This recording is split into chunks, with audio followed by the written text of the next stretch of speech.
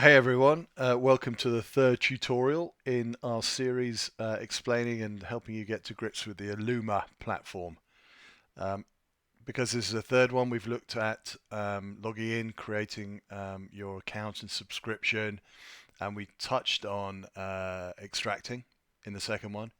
In this one, we're actually going to dive deeper and look at actually extracting some invoice data. You'll remember we had these samples of invoices that were given to us as part of the training pack within the Aluma environment.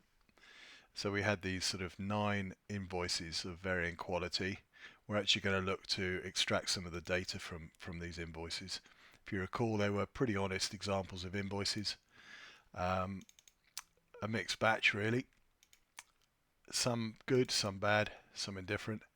This one's pristine, so it looks like it's come straight out of an accounts receivable system.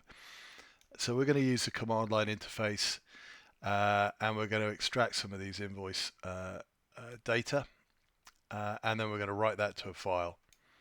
Okay, so this is the third tutorial and we're on logically this page. So what have we got to do? A bit of background makes it easy to extract key invoice data. It's worth mentioning this part. You can actually link this to a database where you might have your supplier IDs cross-matched with supplier names. So if one or other doesn't appear on the invoice, you can get normalized data back.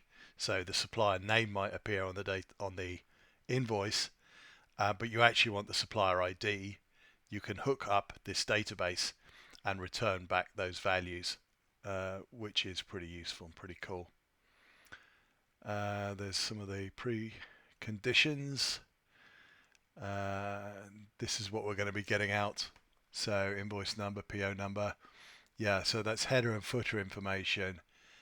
All very good. There's also an enhancement coming to get line items out. If time allows, we can look at the beta version of that. But in the meantime, this is the command we're going to be using. Remember the nifty copy command. So I've got my command line window there ready to go. We're going to grab that. So let's just look at the syntax here. So Aluma, please extract for me using this extractor. This one has been pre-exists. It's been pre-configured by the guys at Aluma. It's a pretty good extractor. It's as good, if not better, than the others I've seen out there in the market in terms of its quality of extraction. And this is what where I want the source files to come from. So I know I've got to change out my path. It's going to be different. And then I want you to make it into a CSV format when you display that information. There's a couple of choices there. It can either be table or JSON, I think, were the other choices. We're going to go with CSV. Right, so we've copied the command. We can paste it in here, which is not the one I wanted. I obviously didn't copy that command. There, Control C that, Control V that. This will fail, but let's just make sure, see if it does. This is a characteristic, it's a funny quirk. So if it really is unhappy with your command, you get simply nothing back.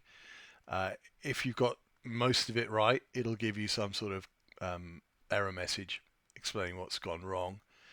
In this case, it's so far wrong, it hasn't even got particularly far in its processing path. And that's because I haven't given it the right path.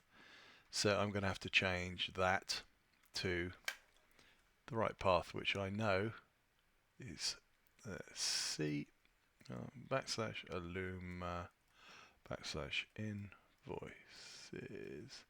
backslash UK backslash star dot star, and then this switch, and then the file format or the display format I want it to present to me on the screen. The next thing we'll do is actually output this to a physical file, and I'll show you how to do that. It's really straightforward, but let's just see if we get any information back from this. Better. It took its time, as you can see. and we're getting some data back. So that looks pretty good. What have we got there? We've got the path for the file. It came back with a PDF first, which is interesting. Probably there was less for it to process there because a TIFF would probably need to have the OCR process run on it, whereas a PDF probably had the text sat behind it, so that's why that one came back. It processes in parallel. This is explained in the documentation, but it'll parallel process these, making it a lot more efficient and quick to get your results back. What we'll do now then is output this to a file, and I'll show you how to do that, and then we can have a look at the results and look at them in a bit more detail. So we're going to run this again, but this time we're going to output to in the format CSV, but to a file, and that file will be, let's see, we'll call it Aluma again, and we'll go and put it straight into the invoices folder. Let's just have a look there, see if there's anything in there right now. So we're going to go Aluma to invoices. So we expect a file to appear there. And let's see how we get on. Oh yes, we better give it a file name as well. We'll call it, with amazing originality, I'm going to call it aluma.csv. See how we go on with that. Okay, it's taking a bit of time. We wouldn't expect necessarily to see anything on the screen this time because we've passed the output to that file. It's done something. It took its time. That's always a good sign. Let's see what we've got. Yep, we have a CSV file. It does have a certain size. So let's see what we've got. Okie dokie. Let's have a little look at the data it's come out with. So we start off with the file name. Unsurprisingly, it's processed in the same order as it did the first time around, with the PDF coming back first.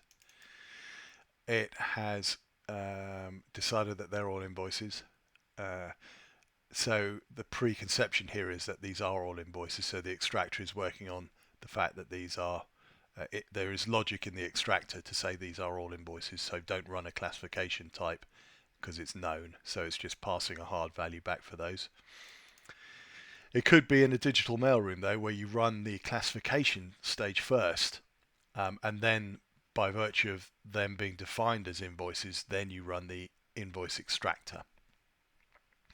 So we seem to have got good results back for the invoices. We can cross-check that in a minute on some of these.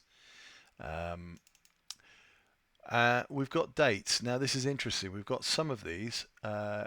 6 TIFF, 006.TIFF has numerous or ambiguous maybe dates, and the system wasn't able to decide between them which one to pick for the invoice date.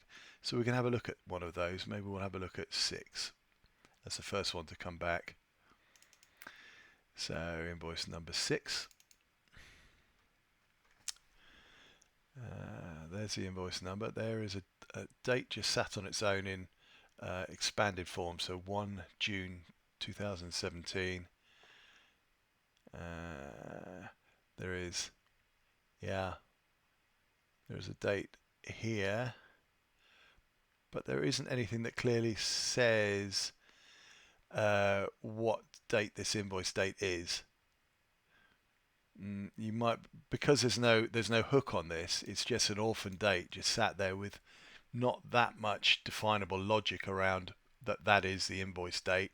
I mean, as a human, you probably struggle or possibly struggle to infer that was the invoice date, but you may want to build a little bit of extra logic into your extractor, or just accept the fact that this is a quirk, and that you might need to manually process this one. Unless there were loads of them coming in. If there were loads of them coming in, then yeah, it might be worth looking at tweaking the extractor. But when you do that, with every system, you're at the risk of breaking something else and some other logic. Anyway, a little bit of a preamble there about that. What was the other one that we had some doubt about with multiple dates? It was number 2. Let's have a quick look at that one. So order date. Okay, it hasn't said invoice date. Actually, what we'll do is we can, yeah, make some logic here in an extractor that we'll test in a minute or in another session. That is likely to be the invoice date, that one there. In which case we're going to sort of enhance the system to be able to pick up that. But in the meantime, yeah, we've got these two dates. So we'll look at that as a separate exercise. Yeah. By the way, it's pipe delimited within the comma delimited field, so you kind of have that ability within one column to have multiple values, and that's how the system resolves that. Yeah, multiple tax points. These ones obviously work better than the others. We've got totals that seem to be reliable. Tax IDs, purchase order numbers, where found. Again, you would cross-reference these. And what else? And a supplier bank code. Okay, so a very quick and dirty enhancement to our sort of extraction training, where we actually got some data out of invoices. Just a couple of things to point out. Live and in production now is the UK one for invoice extraction, the ones that the guys at Aluma have developed. There are others that are in various stages of development that you can have access to if you need. If you absolutely need them in production, then give us a shout and we'll look to move that up the production priority list. But that's pretty much, let's see if we can go any further with this today. Now, the next thing we're going to do is classifying documents, and that will be a separate tutorial. Thanks for your time and patience. Talk to you soon. Stay well and dry.